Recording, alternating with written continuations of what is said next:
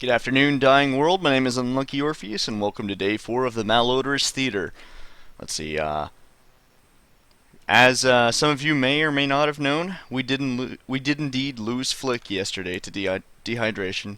Claims many lives of those who are inactive. Sadly, we also did lose Klak tonight, which was not a huge surprise to anyone. We're actually planning on holding a séance later tonight to try to bring him back from the dead, so that then we can maybe hang him. I don't know. I'm going to be leading that later tonight, though.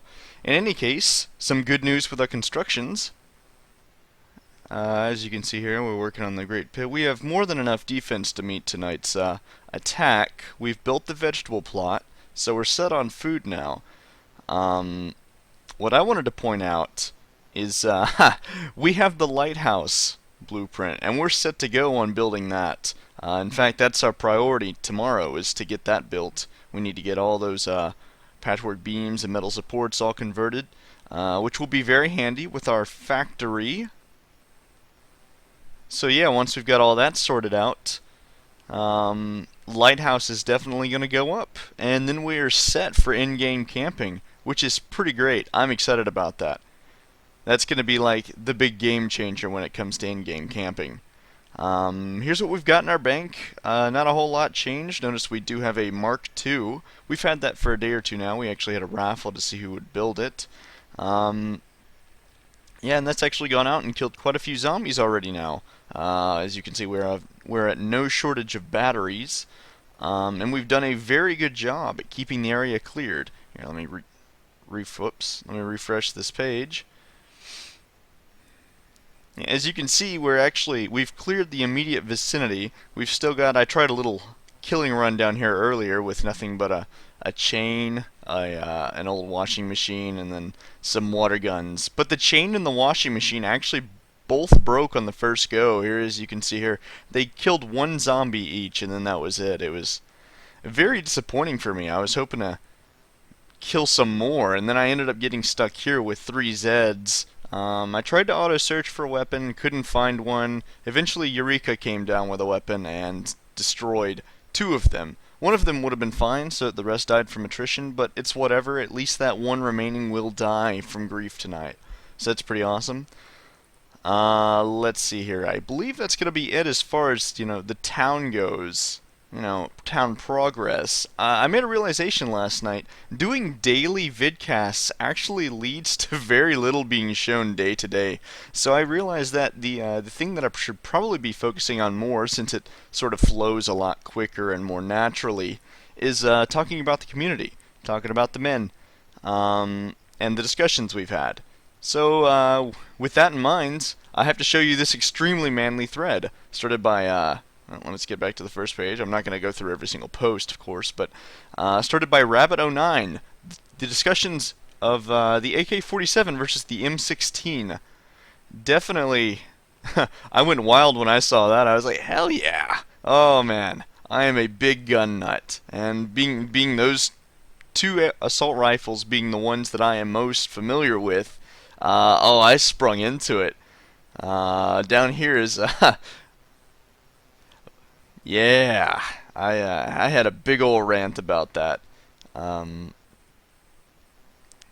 Yeah, but basically, I'm loving this. We need more manly discussion so that we can boost our testosterone levels, or at least flaunt them. And yeah, we need more of those manly talks, and I'm hoping we can have some more. Let's see. I'm also going to be continuing the interviews. Those were an extremely successful. I don't know. The guys liked them. The community liked them because they got to meet the guys. It's a lot of fun getting to introduce these guys to the community. I'm only going to do a few each day so that I can sort of stretch it out, and while I try to figure out the next thing I'm going to talk about with each video. But first, Lars Rune actually wanted me to do something. He said, if you want to give, especially Scandinavian players, a good laugh, you should tell everybody how easy it is to say, and here we go. I have not even looked up Google Translate or tried to find any pronunciation of this. Far be it for me to deny anyone laughter on my behalf. Rudgrod med flod. I have no idea how close that is. Those look like O's, and I made them sound weird. Hopefully I'm correct in that. In any case, let's get on to the interviews. Let's see. Today, our first interviewee is Jord1207, and his soul is unfortunately broken by Clash of the Titans. So I can't display his soul page while I talk about his interview. But his real life name is Jordan. Believe it or not, Jord1207's name is Jordan. He's aged 14. His hobbies include playing football, the real one. To us Americans, that is soccer. He enjoys, for his hobbies, he enjoys PS3, Friends, his fish tank, and Arsenal. Pretty average. I do want to hear more about this Arsenal. His manliest moment includes diving header to score a goal and getting kicked in the face, but then playing on like a boss. His future goals include wife, kids, job, all that standard stuff. Our next interviewee was ColdFlame98. There we go. His real life name is Chris. He is age 21. His hobbies include the internet. Hey, mine too. His manliest moment includes in paintball, he had a bullet miss him, and then he shot a few times, matrixed it, and then blew the guy's goggles clean off. That's probably a pretty manly moment. I imagine it's a lot cooler seeing it happen as opposed to just talking about it.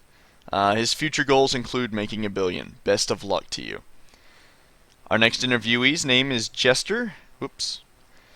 His real life name is Alex. He's age 16. His hobbies include photography and the internet. I'm seeing a trend here. Who knew these guys would be into the internet? His manliest moment was Space Station 13. He was a traitor, so he built a bomb and went to the AI, who was named Stalker, and threw the bomb in there.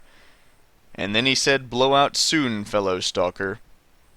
I never played those games, but I actually watched a few gameplay videos just to see where I was going, or where you were coming from with that. And those look pretty good. I'm going to have to get into that. Future goals include being able to determine wood via smell only. Definitely a lumberjack in the making here, I think. Alright, our next interviewee is Rainbow Dash. Unfortunately, their soul was also broken by Clash of the Titans. He says his real life name, well, he was very reluctant to give it away. He says it was a secret, and he's actually Fluttershy in disguise. Wow, we have a pony in town. Not only a pony, but a girl pony. Outcast him. Shun him immediately. Oh no, it's just kidding. He says I'm Pascal, but everyone calls me Pat. Well, that was close. We almost had a hanging. I was just about ready to put those gallows up myself. His age 16. His hobbies include dancing and listening to music. Good hobbies. His manliest moment is when he had an end-of-course dance. He had 2 pretty girls in his arms. Very manly. And at the beginning of the course, one of them quarreled with another girl about who'd be allowed to dance with me. That is incredibly manly. Look at them ladies fighting over a pony. Fighting over a man. His future goals include winning some important dance competition. I would say dancing is definitely probably one of your big hobbies. That's awesome. Let's see here. Our next interviewee, his name is Hannelore. He says his real life name is actually Hannelore, too. There was apparently a mix-up in hospital paperwork, but his parents decided to keep the name anyway. Sounds like they weren't exactly sold on the original name they had you on. Hannelore sounds good. Let's just keep that. Whatever. Whoever named their kid Hannelore, great name. We're taking it. He's age 17. His hobbies include cleaning, plotting your or my downfall. I don't know who that was to.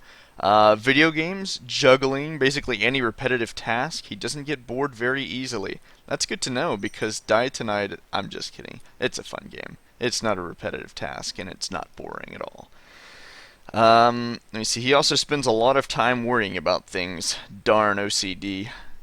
My girlfriend actually suffers from that, so I can't exactly relate to you, but I do know how it is with how she acts. His manliest moment includes breaking both of a man's fists with his chest of steel, with his hands crossed behind his back. Didn't even have to move. That's pretty manly. I want to see video of that, though. His future goals include one day people will stop at his grave, they will spit on it, and say, "Here lies Hannelore." Bleep him. He doomed us all. I didn't just... He made me do the bleep. I was going to say an expletive. Damn him. Alright, our next interviewee is one that the community actually knows fairly well. Brian250. His real life name is, believe it or not, Brian. He's age 15. His hobbies include hockey, football, track, fishing, and baking cookies. My new best friend. His manliest moment includes he once had a bowl of nails for breakfast without milk. Are you insane? How do you eat anything without milk? Especially in a bowl. You gotta have milk for that. I don't believe that at all. His future goals include, raising money for mouth surgery due to that bowl of nails for breakfast. Dude, if you'd had milk with it, it would have been alright, I promise. You really underestimate the powers of milk.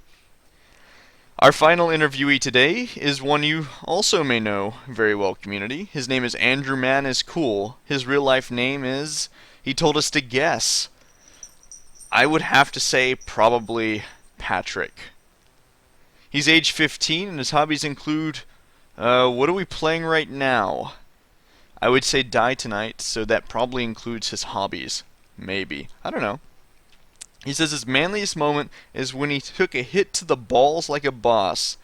Also during paintball, he ran up right near the enemy and a fat guy didn't see him there, so he popped out of cover and put one in his leg, one in his stomach, and one in his neck, and saw the fat jiggle in slow-mo, all within feet of him. That's, that's incredible. If there's one thing I wouldn't want to see in slow-mo, though, it would probably be fat jiggling. I do apologize you had to witness that. His future goals include to earn his black belt and become better than Redder. Well, you better get working on your typos.